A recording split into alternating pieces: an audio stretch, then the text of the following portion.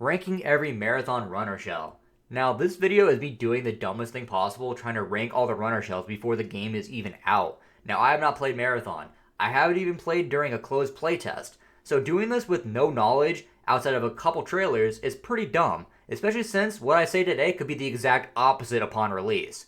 But I still think it's incredibly fun to theorycraft and think about the pros and cons of each runner shell based on the information we know. I'm not an expert on marathon or even extraction shooters for that matter, but I still have an interest in the game and I want to throw out my opinion on each runner shell based on my gaming knowledge on other class-based shooters. But again, I have not played the game, I have very limited knowledge, this is just going based on some trailers we've seen, so take everything I say with a grain of salt, and when the game comes out, play what you want to play. Don't let my videos sway your opinion on anything, because, like I said, I'm not an expert. This is just a guy yapping into a microphone giving his opinion to people who probably don't care. And if you do care, I love you. So starting out, in dead last, what I think is going to be the worst runner shell on launch day, I think is going to be the Destroyer runner shell, which is the first one they revealed. Now, the reason why I feel this is going to be the worst is because this runner shell was kind of marketed as the tank class, whose goal is to pull aggro and get into the fray. They have some rocket cannons and have some movement abilities, but I think this playstyle might be the weakest because going up against any good team, pulling aggro doesn't do much in terms of swinging the game. A good team will shut you down, and by getting into the fray, you ultimately just get yourself killed. This runner class I also think will be heavily dependent on having good teammates as well. You can pull as much aggro as possible, but if your teammates aren't pushing the advantage, it amounts to nothing. I think this class is just heavily dependent on other player skill rather than your own, and I don't see any crazy carry potential as well. This class very much seems dependent on other players rather than your own skill, and for me, that just makes it to where it's probably bottom of the line. I do see this probably being a more low skill player type of archetype because getting into the fray is tons of fun and be able to like run people down, getting in their face is a very fun play style. But I feel like when you get to those higher skill ceilings and players get better at the game, this runner shell is just not going to be as valuable in those higher skill brackets, I think. Next up is the Vandal runner class. Now, I see this one as kind of being the annoying gnat, whose entire goal is just to dive the enemy backline and look to get quick and easy cheap picks on enemy team players. Now, their purpose is just to be annoying and clean up the weak enemies or to pester any supportive shells who might be sitting further in the backline. It's an agile runner shell who can get in and out of combat quickly, engaging and disengaging foes with ease. Now, it has a ton of different movement abilities, dashes, long slides, double jumps, as well as the ability to annoy enemies with what I shall dub the boop cannon. They're meant to dive enemy players for a quick kill or as an distraction for the team. But I also think, just like with the Destroyer, this playstyle will probably be incredibly easy to counter, and it's also a lot more punishing if you play this playstyle wrong. Essentially, if you cannot pick up the kill, you are leaving yourself exposed in a very bad position, cut off from your own teammates. A good enemy team will also know to support one another, so if you're pestering one of their players, they'll do the crazy, unheard of thing and just turn around. And that's all it takes is for the entire team to turn around and gun you down. All of a sudden, your job of trying to dive the enemy backline and get quick picks turns from a easy 1v1 situation to a 1v2 or even a 1v3. This is a playstyle that I think will be easily countered and it'll be hard punished if you are in bad positions. But at the end of the day, this is a movement-based runner shell, so I think this will actually be one of the most fun for solo players. The ability to just get in and get out, disengage and engage combats rather fast will be incredibly fun, and I think this for the solo player who doesn't really want to get into combat as much as they may want to, this will be a great runner shell for them. So that's why it's not bottom of the list. It doesn't rely too much on your team as well, because there is some carry potential there. You could be the fast, agile player who's really just pestering the enemy team, being annoying to them, and that in itself can carry some games. Next up is going to be the Thief class. Now, this class is marketed as the loot goblin, whose entire goal is to pick up as much stuff as possible. And to my knowledge, this is the only class that I know of that gets better as the game progresses, which I think is incredibly cool. This to me is, I think, a very strong mid-tier class, providing a bit of everything, making this also a very new player-friendly shell as well. Firstly, this shell provides information by allowing you to see loot crates through walls. It also has a grapple ability, which is a nice movement tool that doesn't seem as crazy as some of the movement tech other classes may have, but it still is a very vital tool that allows you to escape certain situations. Not only that, it has a drone that can be used to knock loot out of AI enemies, as well as the ability to use it for recon purposes. So you have two different ways to gain information and a movement ability, which is very, very nice. This class just has a bit of everything. And I also think the ability to get stronger as the game progresses, because as you gain more loot and carry more, your cooldowns, from what I understand, will be less. So it's a really important factor for this class to really beat the loot goblin. Your entire goal is to carry as much as possible, and I love that for this type of class, because in a game like an instruction shooter, the entire goal is to get the loot. You can sit here and say it's a PvP game all you want, but the entire purpose is to get the good loot.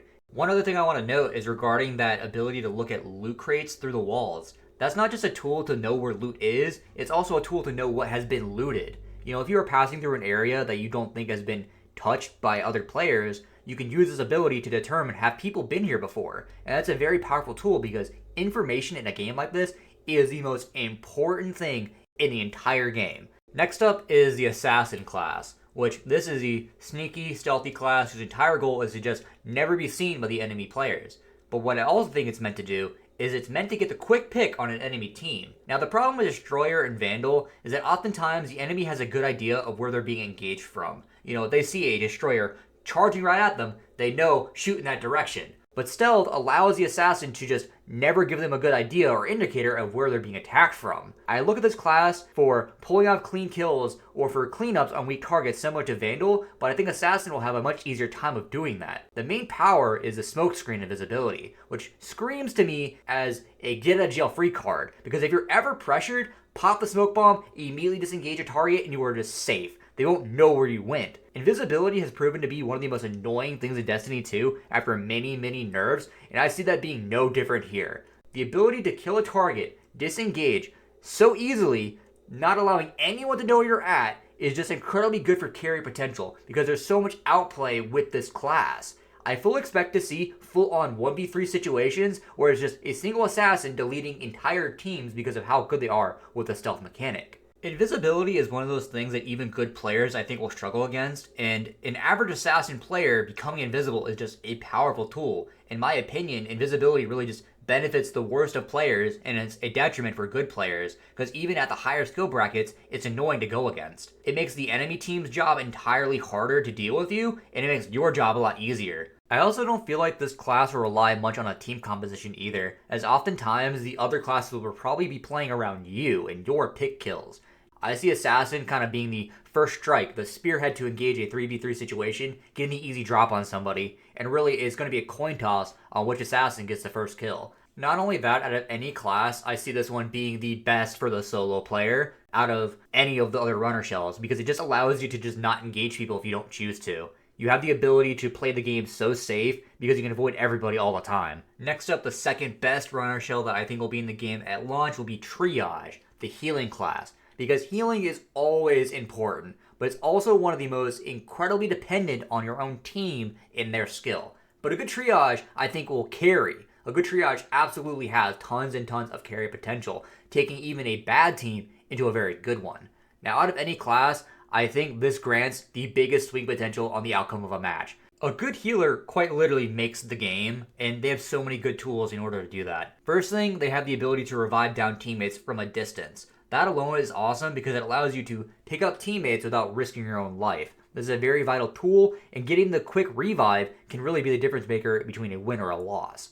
Not only that, Triage has these AI drones that attach to teammates that will heal them and give them armor as well. And this is something I suspect will be incredibly meta, incredibly quickly, because of another skill they have, which is shareware. Essentially, if a Triage uses a consumable while your teammates have those AI drones attached to them, they also get the benefit of whatever that consumable was. I see some nutty potential with the skill alone, as it really enables every type of runner shell. You know, Destroyer and Vandal, which I mentioned earlier, might be pretty easy to counter, all of a sudden become incredibly annoying to deal with if a Triage is healing for them. But even then, this entire class is really dependent on your teammates and how good you can carry them. It's a very powerful class, but it depends a lot on other people. So for that reason, I keep it below our top ranking spot. And at number 1, the class I think will be the strongest on launch day is going to be the Recon Runner Shell. Now, as I alluded to with Thief, information is the most important thing in a game like this, and that's just this entire class. It is just that, information in the class. It gives you the most information, therefore to me it is the most powerful, because a good player will know how to use that information. You have the ability to just straight up see people through walls in a nearby range, which is an insane ability all by itself. You also have a tracking drone that will home in on nearby players and essentially stun them. I can already see how annoying this is going to be. Throwing this around a corner, stunning an entire team, and just profiting is going to be incredibly toxic as hell. Not only that, they have a very unique trait which allows you to basically gain information on a target after engaging them. After you break their armor, that enemy will leave these trail of footprints leading to where they went to. You know that normal playstyle of battle royales where when your armor breaks you kind of disengage and you gotta like play it back up? Well, that's much harder to do when they know the exact corner you went into. Information is vital to these kinds of games, especially if real stakes are involved. Knowing or not knowing enemy position is quite literally the difference maker between winning and losing. It is a tool that can be used both offensively to get the drop on a player or defensively to avoid teams entirely. Really, every team I think will have at least one of these on their team because the information they provide you is just so vital. Essentially, not having a recon is just playing blind, and if you assume that the enemy teams have a recon, you're just playing at a disadvantage because they have information on you and you have nothing on them. So it almost becomes an instant pick class for just every scenario, no matter what stage of the game you're in. Obviously, all this is pure speculation, and I have no idea how any of this will unfold, but Marathon's a game that has been interesting me. It's piqued my interest, I'll say that. The trailers they ever revealed have been very cool and incredibly well done, and I am cautiously optimistic, and I just want to make a video before the game comes out to see how catastrophically wrong or right I may be. Anyways, that's just my opinion on all the runner shells. Let's see how poorly this video ages. Anyways, I always appreciate you watching. Please like and subscribe if you do those kinds of things. Thank you so much for watching, and have a nice day.